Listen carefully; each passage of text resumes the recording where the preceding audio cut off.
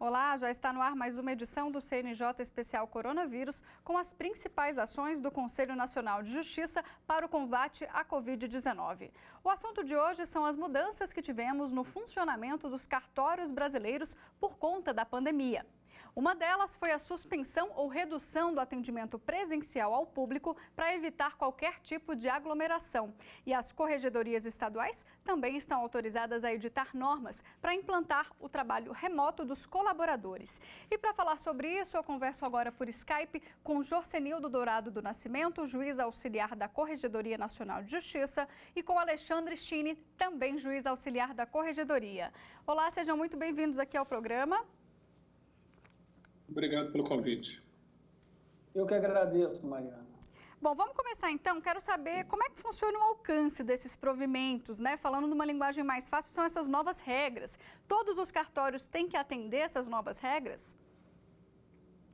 Bom, Mariana, todos os cartórios do país estão sujeitos às regras estabelecidas pelo Conselho Nacional de Justiça, até por força da Constituição, né, que é o artigo 103, bem como sujeito à fiscalização do Poder Judiciário, cabendo à Corregedoria Nacional, por força regimental, fiscalizar e regulamentar a atividade notarial e registral. A Corregedoria Nacional de Justiça está se esforçando ao máximo no sentido de manter as serventias extrajudiciais em pleno funcionamento durante essa situação que está ocorrendo, né? Nesse período de pandemia, foram editados vários provimentos, atos normativos, como a Recomendação 45, o provimento 91, 92, 93, enfim, nós já estamos no 98, que estabelecem diretrizes para o funcionamento dos cartórios durante a epidemia do Covid-19. A Recomendação 45, por exemplo, no seu artigo 1º, estabelece que cabe às corregedorias dos tribunais de justiça dos estados e do Distrito Federal adotarem as medidas preventivas para a redução do risco de contaminação, editando normas administrativas de caráter temporário, podendo, inclusive, suspender ou reduzir o horário de expediente, autorizar um trabalho remoto. São essas as hipóteses, né? Assim, em linhas gerais, observadas as peculiaridades locais, todas as serventias extrajudiciais devem cumprir as determinações das corregedorias locais e da Corregedoria Nacional. Tá certo. E agora, a gente citou aí um dos exemplos, né, que é a redução, doutor Jorcenildo. Me explica um pouquinho sobre essa questão da redução. Existe um horário limite, né, até quando que essas pessoas podem ficar? Como é que funciona na prática? Veja, Mariana, toda a política de redução e de suspensão da atividade extrajudicial brasileira, ela tem por objetivo fundamental garantir a integridade, a saúde das pessoas, tanto dos delegatários, prestadores do serviço, como também dos funcionários, dos colaboradores dos cartórios. Então, não há um limite para a realização dessa redução. Tá? Tudo isso, todos esses critérios de compatibilizar a necessidade de continuação do serviço extrajudicial com a necessidade do isolamento para evitar a contaminação pelo Covid. E esses critérios, essa compatibilidade, ela vai ter que ser analisada por parte das corregedorias dos estados e do Distrito Federal, né? Principalmente seguindo as orientações das autoridades sanitárias e das autoridades de saúde. O que tem que se deixar bem claro é que as medidas adotadas pela Corregedoria Nacional, como limitadoras do funcionamento dos cartórios brasileiros, teve por objetivo principal garantir a saúde das pessoas e garantir o funcionamento desses serviços em todo o país. Doutor Alexandre, e no caso da suspensão de atendimento, existe um prazo? Bom, os provimentos da Corregedoria Nacional de Justiça, editados durante o período de pandemia, têm validade por tempo determinado, né? Prorrogáveis por ato do ministro Humberto Martins, enquanto subsistir a excepcionalidade, né? Isso significa dizer que, enquanto essas circunstâncias sanitárias exigirem, os prazos poderão continuar suspensos ou ser prorrogada a suspensão. E se tiver, por exemplo, um regime de plantão remoto, né? Existe um mínimo de horas, doutor Jorcenildo, que esse atendimento precisa ser feito para o cidadão ou não? Olha, o plantão ele é uma atividade extrajudicial, ele é limitado, ele é definido pelas corregedorias estaduais e do Distrito Federal. Mas é importante deixar que nos cartórios de imóveis esse plantão deve ser de no mínimo 4 horas, tá? Plantão remoto. E se for presencial, deve ser 2 horas. Uma coisa que tem que ser deixado bem claro é que o plantão dos cartórios de registro civil em todo o país, ele é permanente. Tá? Por quê? Por uma questão óbvia, né? Continuam nascendo pessoas e, principalmente, infelizmente, pessoas morrem. E, para isso, esses cartórios de registro civil de óbito e de nascimento, os cartórios de registro civil, do modo geral, eles têm um plantão permanente também definido pelas corregedorias locais. Entendi. E a respeito de meios, né, de atendimento que esse público pode chegar até os cartórios? Telefone, celular, WhatsApp, Skype, o que a gente pode falar para a população em relação a esses meios de atendimento? Durante o regime de plantão, o atendimento à distância será realizado por telefone fixo, celular, WhatsApp, Skype e os demais meios que estiverem disponíveis para o atendimento ao público, né? Esses meios que são disponibilizados, eles têm que ser divulgados pelo cartório, através de um cartaz fixado na porta da unidade, de fácil visualização, e nas redes sociais, né? Botar na internet. Isso é o que determina, inclusive, o provimento 94, no artigo 2º, parágrafo 1º, se eu não me engano. Entendi. Doutor Josenildo, quais são as questões que podem ser atingidas, abarcadas aí pela suspensão de prazo? Mariana, todo ato notarial e todo ato registral, ele tem um prazo para ser lavrado, tá? E os cartórios, os delegatários, eles são responsabilizados se porventura esses prazos não sejam cumpridos. É importante deixar claro que quando a Corregedoria Nacional passou a editar esses atos normativos suspendendo esses prazos, ela teve em mente, foi uma medida inicial, uma situação que era inesperada, tá? Em razão da declaração do estado de emergência em saúde pública de importância nacional declarado pelo Ministério da Saúde. Ocorre que, posteriormente, foram editados outros provimentos, outros atos normativos da Corregedoria Nacional, autorizando a redução do horário, como nós falamos anteriormente, e o funcionamento e trabalho remoto. Mas, ainda que haja necessidade dessa paralisação total dessas atividades, em lugares onde não é possível esse trabalho remoto, podemos dar, por exemplo, hipóteses de suspensão de prazo para lavratura de procurações, contratos, reconhecimento de firma, autenticação de documento, lavratura de atos notariais, procedimentos de casamento civil, protesto, entre outros. Isso só na hipótese em que o trabalho remoto não seja possível. Por exemplo, na Amazônia, nos locais onde não há serviço de internet adequado. Entendi. Agora, doutor Alexandre, certidão de nascimento e a certidão de óbito, né? Como a gente está numa situação de pandemia, a gente sabe que vocês estão sendo muito os cartórios estão sendo muito demandados, eles podem ser feitos eletronicamente ou não? Bom, podem ser feitos de forma eletrônica.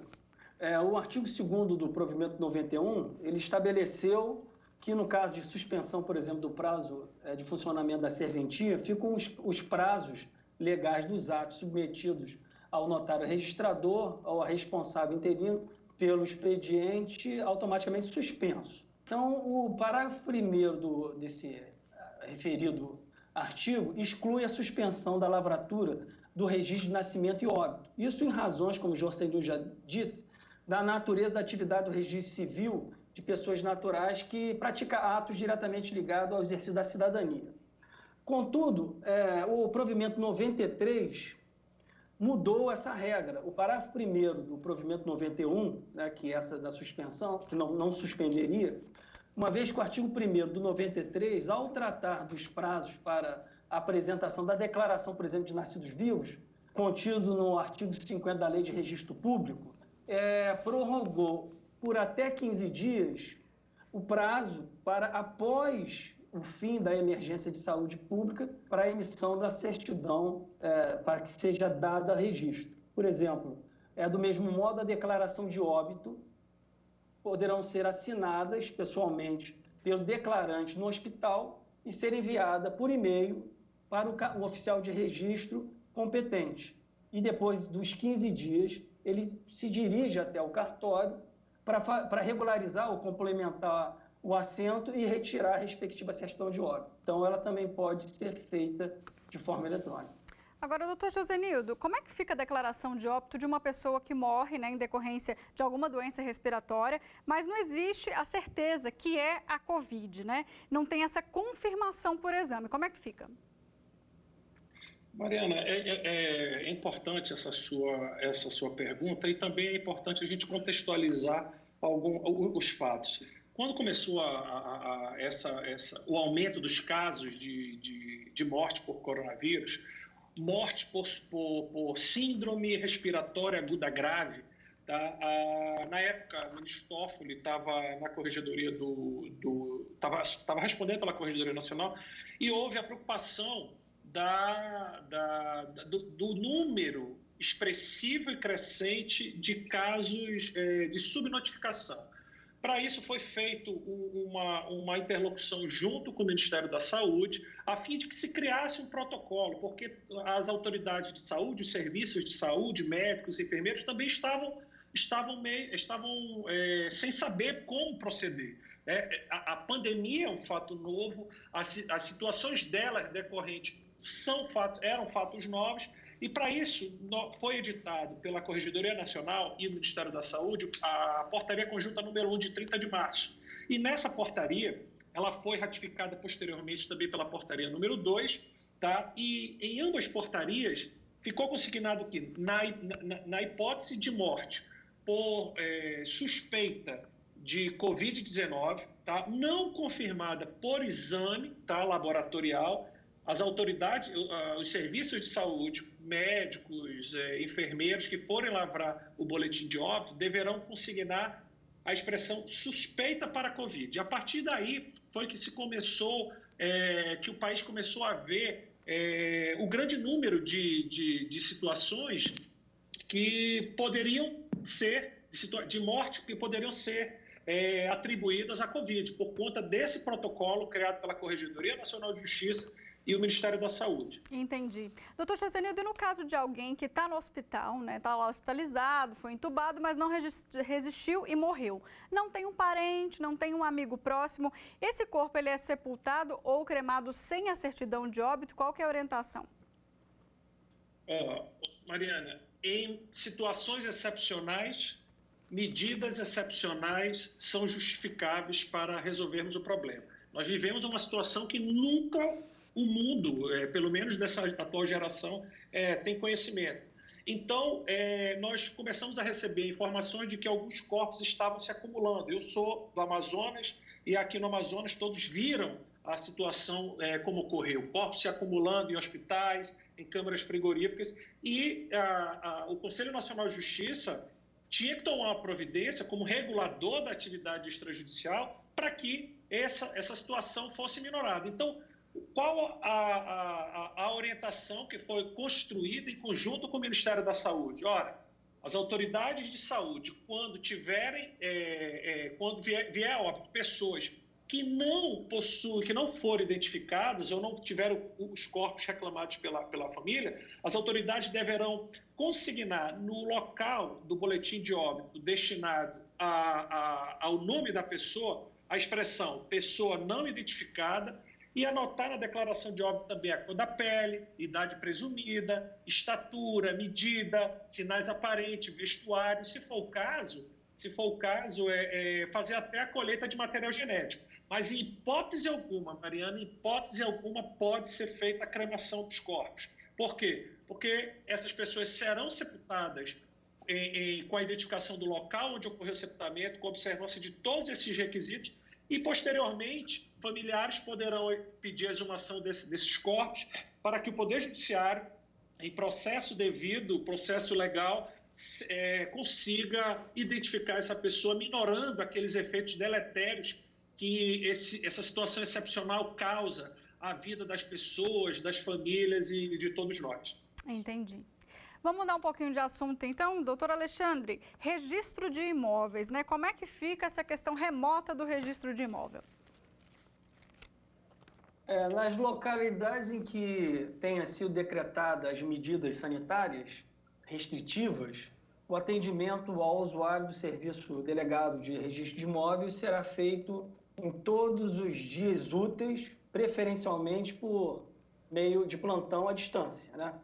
O que ocorre é que o registro de imóvel, em razão da essencialidade, né, do próprio serviço, que preserva direitos, né, você tem prazos para serem cumpridos, o serviço de registro imóvel deve ser contínuo e o seu funcionamento é obrigatório. Então, na localidade que não for possível imediata implantação de um atendimento à distância, até que isso se efetive, excepcionalmente deverá ser adotado um atendimento presencial, observado, lógico, os cuidados devidos pelas autoridades sanitárias locais, estaduais e municipais e as regras estabelecidas pela Corregedoria.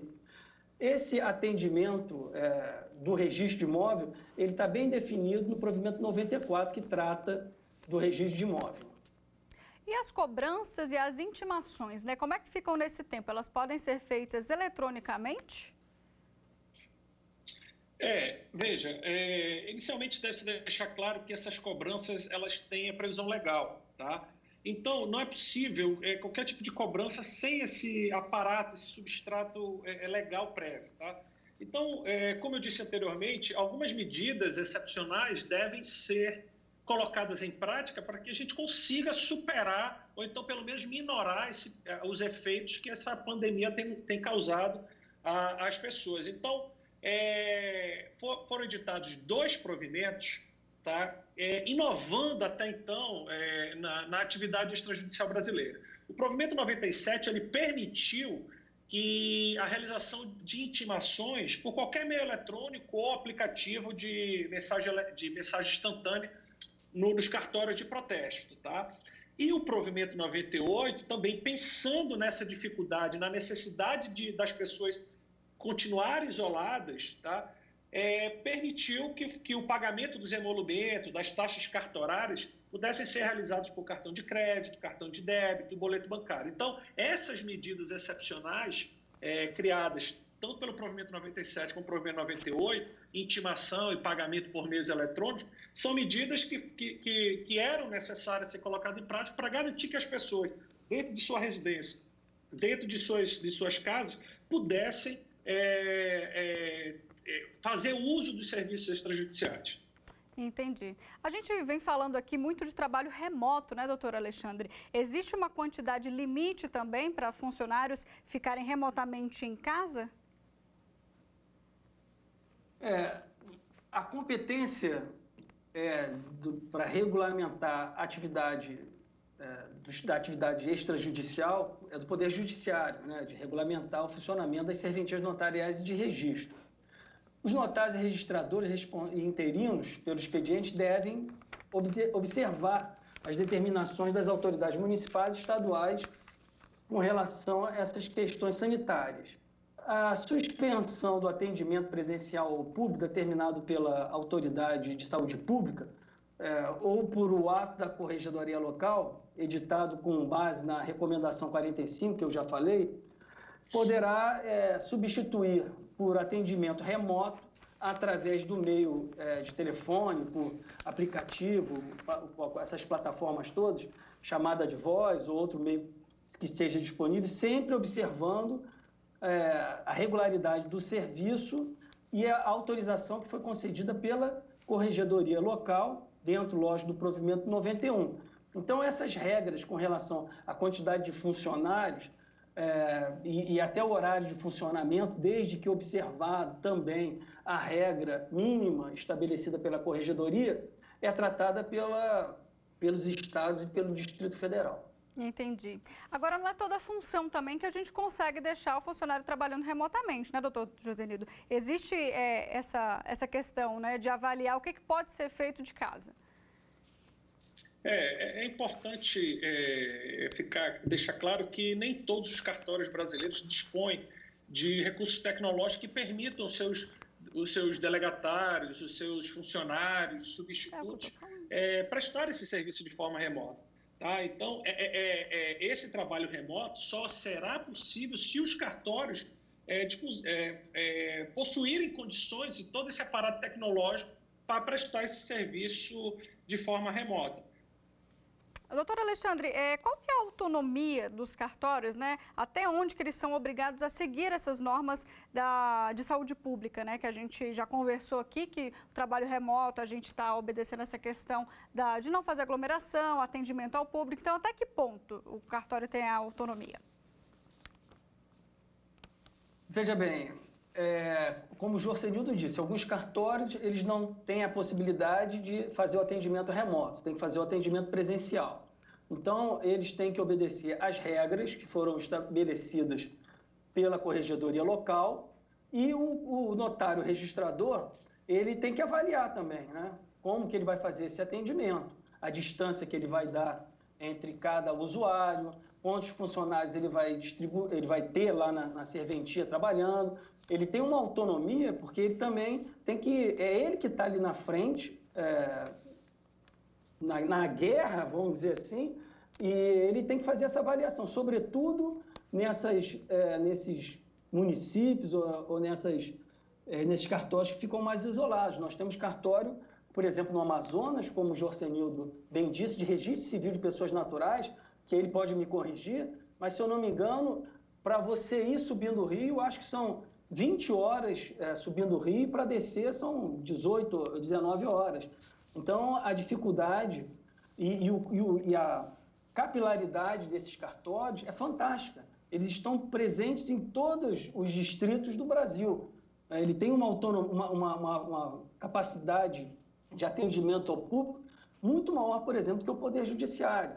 Por isso que sempre que se pensa em desjudicializar a atividade jurisdicional, se pensa sempre em ter os cartórios como parceria em razão dessa capilaridade. Mas nós temos cartórios efetivamente muito deficitários, com uma capacidade material muito pequena. Então, essa peculiaridade, identificada pela corregedoria local, também tem uma certa discrecionariedade o próprio titular do cartório.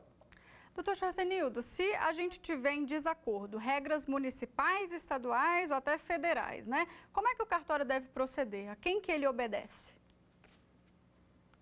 Mariana, se isso ocorrer, os responsáveis pelos cartórios possuem obrigação primária de zelar pela vida dos colaboradores. A vida, a saúde, a integridade física das pessoas, dos colaboradores, está em primeiro lugar. Tá? Então, é por isso que em todos os atos normativos expedidos pela Corregedoria Nacional durante esse período de pandemia, se atribui às corregedorias locais que estão inseridas dentro daquela realidade mais próxima dos problemas, no fronte, como o doutor Alexandre colocou, no fronte de enfrentamento dessa pandemia, as corregedorias locais é que devem verificar e prestar esse auxílio de como melhor resolver. Mas o que tem que estar em mente de todos os corregedores, de toda a população, é que a finalidade primordial, o objetivo primordial de todos os atos normativos da Corregedoria Nacional de Justiça é garantir a saúde das pessoas. Permitir que, ainda que se cumpra a política de isolamento necessária para evitar a propagação do Covid-19, garantir também o funcionamento dessas atividades. Mas, se houver conflito desses dois interesses, sem dúvida nenhuma, a manutenção da saúde das pessoas está em primeiro lugar. Tá certo. Doutor Alexandre, para a gente fechar, até quando que valem essas normas que a gente falou aqui? Ou não existe um prazo, porque isso vai até quando a pandemia durar? Só para complementar o que o Jorcenildo disse, a atividade notarial é uma atividade essencial. Os provimentos, em todos os considerandos, ele ressalta a essencialidade dessa atividade. Então, ela tem que ser tratada como uma atividade essencial, como todas as outras atividades de logística, de distribuição de alimentos são tratadas. Com relação a quanto tempo isso vai valer, o provimento 99, que foi editado pelo corregedor agora no dia 15 de maio de 2020, prorrogou até o dia 31 de maio de 2020 o prazo de vigência de todos esses provimentos que foram editados durante esse período de pandemia. e que poderão ser ampliados ou até reduzidos por ato do ministro Humberto Martins, Corregedor Nacional de Justiça, de acordo com a necessidade. Então, enquanto essa situação perdurar, o ministro Humberto ele irá prorrogando o prazo desses provimentos para que os provimentos possam atender a finalidade para a qual foram editados, né, que é dar uma maior efetividade à atividade notarial e registral, garantir a segurança jurídica que a população necessita nesse período de conturbado que nós estamos vivendo. Tá certo, doutor Alexandre e doutor Josenildo, muito obrigada pela participação de vocês dois aqui no programa. Muito obrigado, eu que agradeço, e a gente está à disposição na Corregedoria Nacional para qualquer dúvida de qualquer cidadão brasileiro. O nosso ministro Humberto está sempre à disposição de todos. Obrigado. Eu agradeço também a participação e, em nome do ministro Humberto Martins, cumprimento a todos. Chegamos ao fim, então, de mais um especial CNJ, o CNJ Especial Coronavírus, perdão. Muito obrigada a você que esteve com a gente até agora e até a próxima. Tchau, tchau.